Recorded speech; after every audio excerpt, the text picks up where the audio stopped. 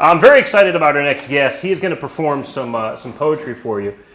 He is a published poet. We'll talk about the collection he has currently available. He's going to perform a set. We're going to chat, and then he's going to close us out. It's my pleasure to introduce Shawnte Orion, ladies and gentlemen.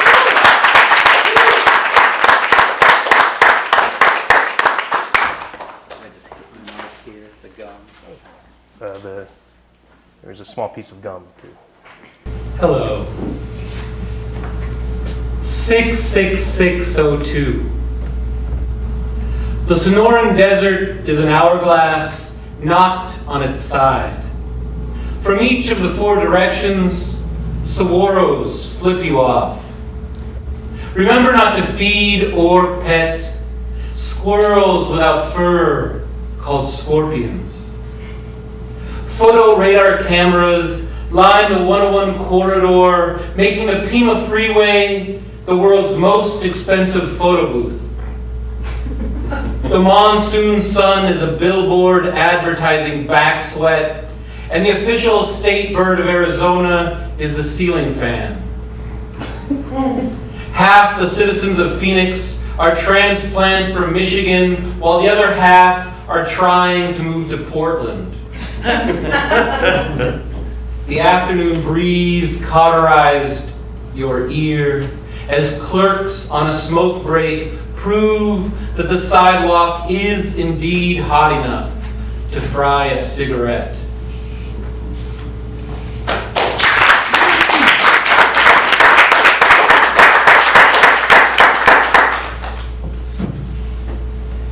In solidarity with frogs whose defense mechanism is a bad aftertaste once they have already been devoured. This year's mosquito finds the skin beneath cotton, bites through corduroy. This year's mosquito has evolved to penetrate denim. But this year's mosquito doesn't know that I got a new tattoo within the past 12 months, that I've been having unprotected sex, that I vacationed in the Falkland Islands in 1993, and my veins are conduits for hypertension. This year's mosquito doesn't know that he is now blood brothers with every bedbug with whom I've ever shared a motel.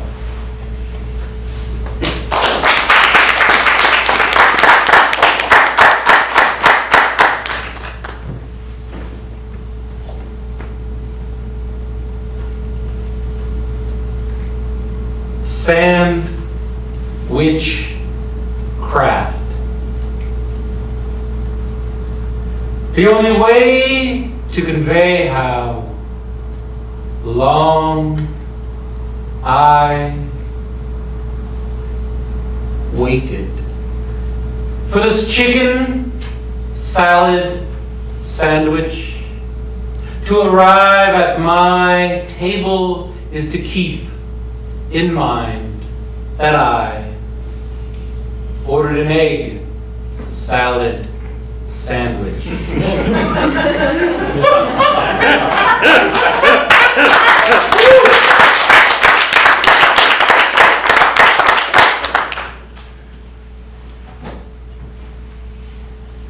Speaking of zines, I'm going to read a few poems from a little poetry zine. You might be able to find at places like that. If not now, soon. It's a local little press called Rinky Dink Press. And this one, so every poem is under 35 lines. And this collection is all inspired from a story recently of a little town in California that was getting overrun by clowns every night. And it was causing all kinds of problems. And I couldn't stop thinking about it, so I wrote a few poems like this. If the longest glove fits, tie it into a noose. The street lamp clowns of Wasco juggle 3-ring insomnia and endless handkerchiefs, colorful scarves, chloroform scented. Believe laughter is the best tourniquet. The street lamp clowns are eager babysitters. Pockets full of balloon animal carcasses, They know exactly which window peers into your bedroom, how much space remains between your mattress and floor, how much silence can squeeze into the back of your closet. Thesis defense at the Barnum and Bailey Clown College MFA. The street lamp clowns want you to know that Earth remembers bones longer than hearts and skin, but smiles are first to decompose.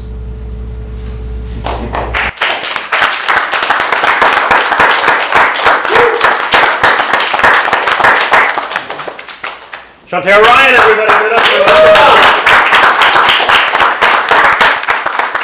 for So is that a true story about clowns overtaking Yes. a small town? Yes, I'd never heard of that town before, but on Yahoo it was trending a few years ago, and so I clicked on it and I would assume they all arrived in one car absolutely, and then just poured out into the town, yeah. squirting seltzer bottles and stuff at people.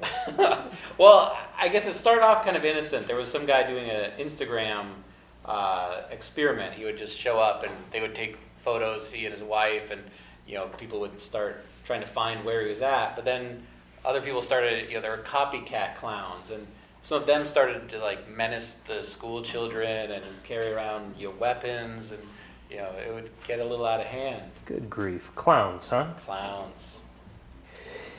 Anyway, now that we've perpetuated my anti-clown agenda, and I appreciate you for enabling me in that, I got to ask, as a poet, you hear a story like that, what compels you to put pen to paper and write? This may be an impossible question to answer, but in the day-to-day minutia, the epic events that happen, everything in between, what is worthy of a poem? What clicks in your mind that you can describe to us that makes it something that will be immortalized in verse?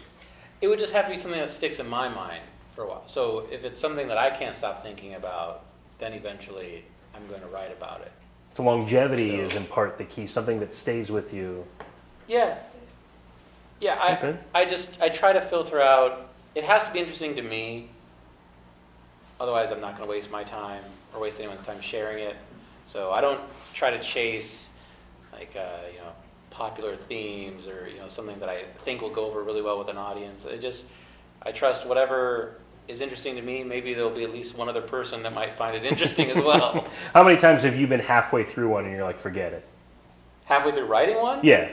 Oh, that happens all the time. That happens all the time. It's all the garbage that you keep trying, and then every once in a while something finally clicks or something finally works.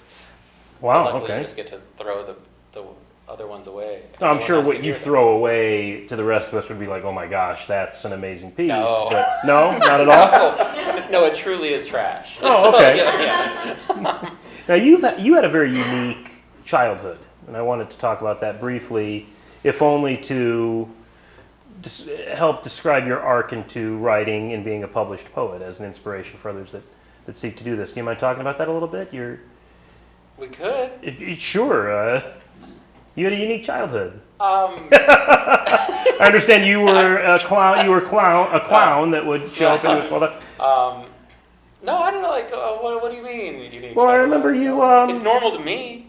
Well, there was some hitchhiking involved, right? Or Yeah. For a little while, it was that age, I guess. And the age they of the were, hitchhiker. Yeah. So my mom just kind of had me on a papoose, and we were going to hitchhike. Okay, first of all, around the any country, story with the word and, papoose is not a normal story to most people.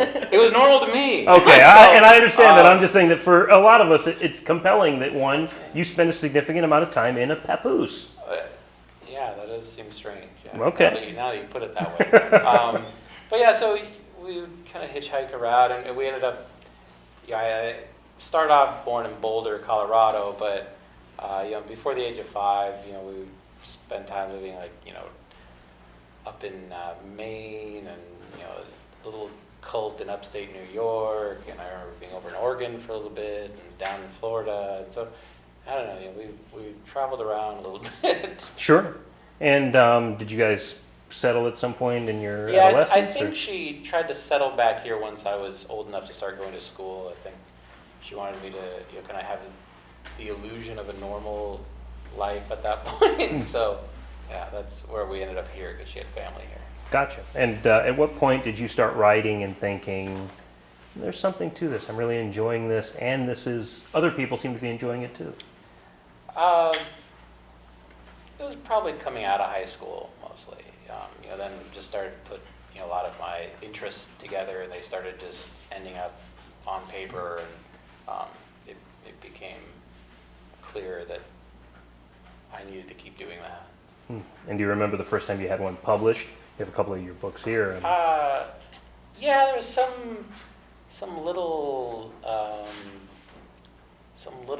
like zine type thing up in somewhere in Alaska. Some like community college in Alaska had like Wow. a lit journal, and that was the first one to publish it. But I remember like my first one that I was like almost kind of excited and proud of, that seemed like kind of a real print journal and everything. I remember getting the acceptance letter from them because that day stuck out, because I got that acceptance and I kind of felt like, oh, that's like kind of legit. That made me feel almost legit. And it was on September 10th, 2001.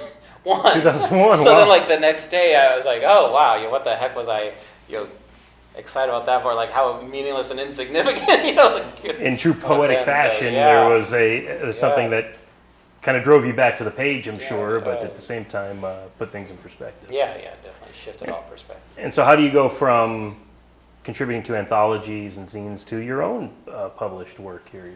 Books with your name on the cover, for crying out I loud. think, once it builds up, you kind of like get some poems in more and more journals, and maybe it helps maybe give you a little bit more credibility than I had before, that nobody really knew who I was or cared, but then maybe they'd start seeing my name a few places, then maybe they would remember a little bit more, and eventually it would lead to my own collection. Sure, submitting to a publishing house or being approached by one? Yeah, all of that, just always sending work out. I try to keep stuff out there just because you never know when something good might happen, so it's important just for your mental well-being to be able to have those kind of opportunities available to you at any moment, even though they're very rare and far and few between.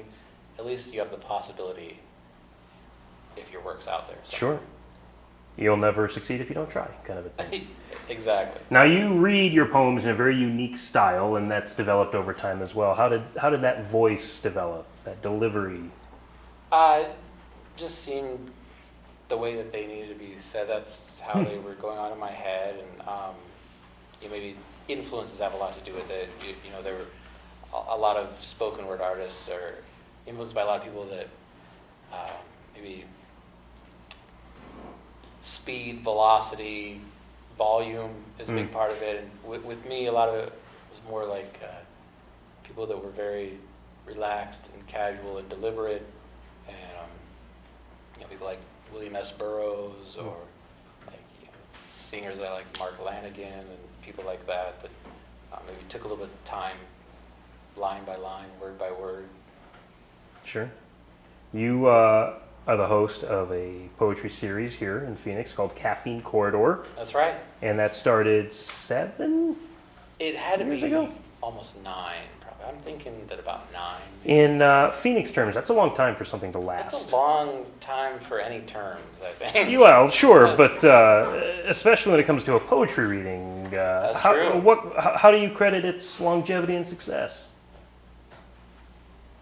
The people that come month to You month. can just say I you. think Me hosting it Yeah. is what makes it. No, you can say that like if you. just because the main thing is that it's hard to keep those kind of things going, and so especially when you've got a million other things going on in your life. So it's like the last thing you want to do is have to like figure out all the logistics for some monthly show that you're running, right? Sure, right. I don't know what you mean. But then it comes. You guys just show up and I ask you questions. That's how this goes. There's a couch, there's a desk. I'm like, okay. But then you show up that night, and all of a sudden, there's a room full of people, and maybe you even hear from a few of them afterwards about how much they appreciated hearing, some of the poets that were there that I'm using, and then it makes it all worthwhile. Very cool. How do you see the future? They just had a robot write a poem. Did you hear about that? We were talking about the Martin bot that he's making at home in his shop. Oh yeah. They just had an AI generate a poem. Did you hear about that? I did not. Oh, that just happened. I wish I had. They fed a computer 3,000 romance novels, and it generated a poem. Do you think that's the future of poetry? Hopefully not. Hopefully not. Is it that easy, or what? Poetry is one of those things that's always been around and always will be around. But what is it that makes it successful? Like sometimes there's the stigma of the emo kid that writes poetry, or it's really flowery and unapproachable, Shakespearean almost. What is that timeless thing about poetry that'll keep it a cornerstone in our culture and human experience? Just simple questions for you tonight. Yeah. Well, I think underneath it all, it's mostly just about communicating. There's a communication that's going on between the writer and the reader. And so when that works, when you're reading something that actually resonates with you, there's a certain magic there that can't be so easily replaced by some harlequin reading robot. Harlequin reading robot. I think that'll be my new band will be the Harlequin reading robot. Well, you're going to conclude our show with a couple more pieces. Okay. Is that right? Sure. Before you do that, let me just plug once again that our next show will be Saturday, July 9th, 10:30 right here at Space 55. In the meantime, every Saturday there will be a 7 Minutes in Heaven variety show at 8 p.m. here if you're watching online. Like our Facebook page, Phoenix Tonight. Obviously, you're watching on YouTube now. Subscribe so you can see more of this magic happen. Give it up for the studio audience. It's hot outside. It's hot in here. It's a hotbed of creativity. Give it up for our guests, Ben and Keith. tgbeats.com. Sarah R. Facebook.com/UntitleSecrets. Where can they find your books, Shawnte, real quick? They're easy to find online. I know the Barnes & Noble at Happy Valley has a stack of these. I think some at a little bookstore called Dog-Eared Pages on 32nd Street near Bell. They're around. So they're out and about in the valley, and online they can be found on Amazon. Yeah. Searching your name, Shawnte Orion. Yeah. Cool. Well, let's close out with a few more pieces by poet Shawnte Orion, everybody. Thank you very much.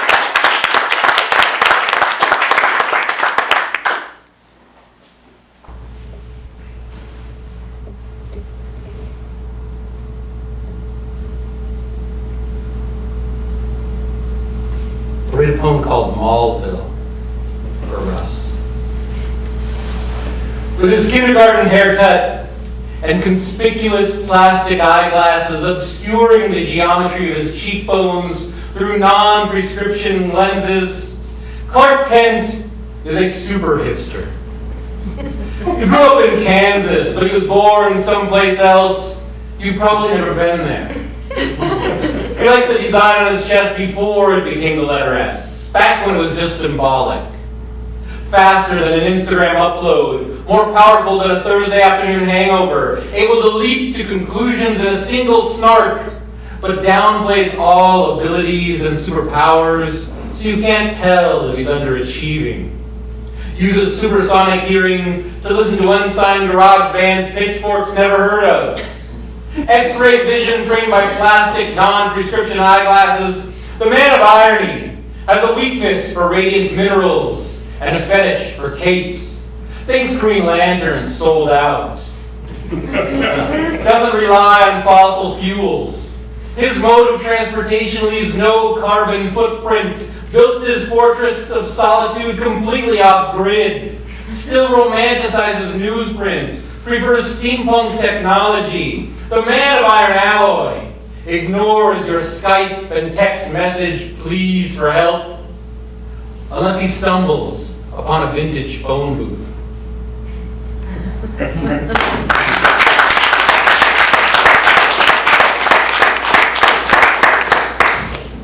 And this last one that I'll read is one from when I actually did a show with you a long time ago at ASU West's Encyclopedia show, and it was about the vivid spectrum of color. I think Russ got like mustard or ginger or one of those colors, and I got tie-dye. The amazing Technicolor dream poem. In chapter 37 of Genesis, Joseph reached the age of 17 before his 11 brothers conspired to murder him. Out of jealousy for the coat of many colors their father gave him as a gift. Not because it signified that Joseph was obviously Jacob's favorite son, but because even the first tie-dye garment known to man was tacky enough to provoke immediate homicidal contempt. And those acid flashback hallucinations he tried to pass off as prophetic dreams only fanned the groovy flames of their hatred, sealing his own free-loving fate. Now, tie-dye is for anyone too indecisive to settle on a favorite color. Tie-dye convinced your parents that the most individualistic and counterculture thing they could do was to dress exactly like everyone else who was trying to be different. Tie-dye is far out, but even farther within. Man. Tie-dye is the reason Supreme Court justices, hot goth girls, and Batman wear black. Tie-dye never gets invited to a royal wedding. Tie-dye is the reason brides wear ivory. Tie-dye has caused chameleons to spontaneously combust.